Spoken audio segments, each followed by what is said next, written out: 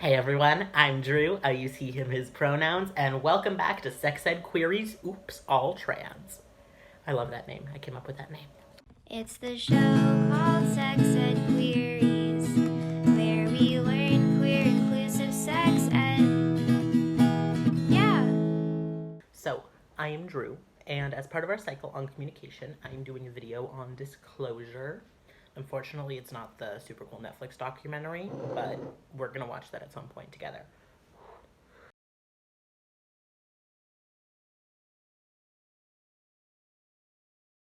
Today we're going to talk about dating while you're trans and whether or not you feel like you need to disclose your status of being trans to the person that you're dating. Fun stuff.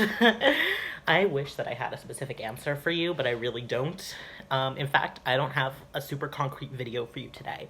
We're mostly going to be talking, kind of digging around at this vibe, and I'll tell you a little bit about my experience, and we'll talk a little bit about the pressure to disclose that you're trans to your partner and things like that. So I have been in 2 relationships in my life, and they were actually both with other trans people, which is cool. I love trans people, we're awesome, but also cis people kind of scare me.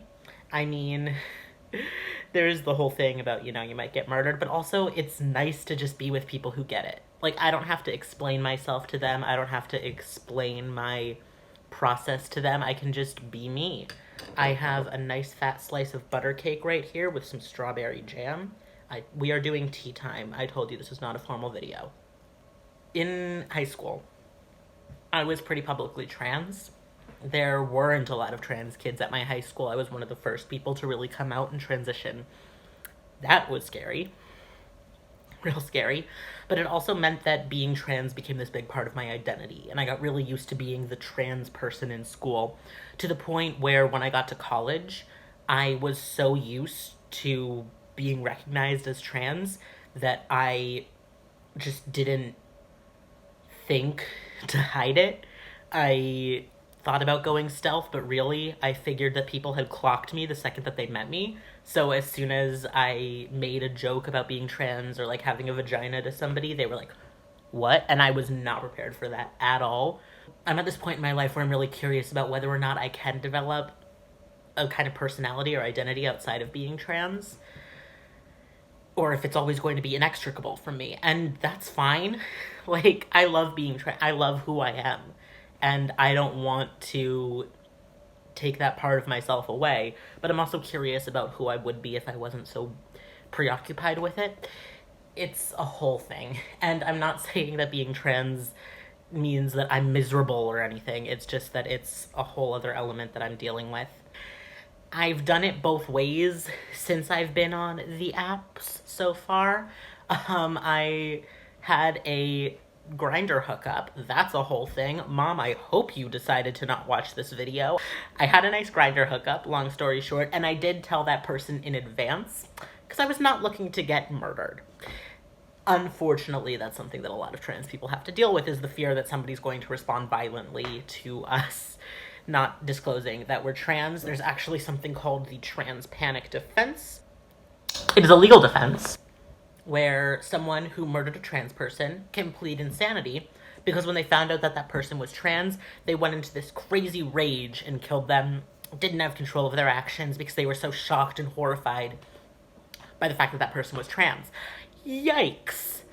We don't have time to unpack all that today, but oh boy, it's a concern that a lot of trans people have. And so I definitely wanted to tell this person that I was going to be hooking up with that I was trans, because I didn't want that to be something that he just found out, especially in a moment where we were having sex. I have gone on Tinder first dates without telling people that I'm trans, though, and they went well. They didn't really go anywhere, but I'm really curious about what I would have said if they did.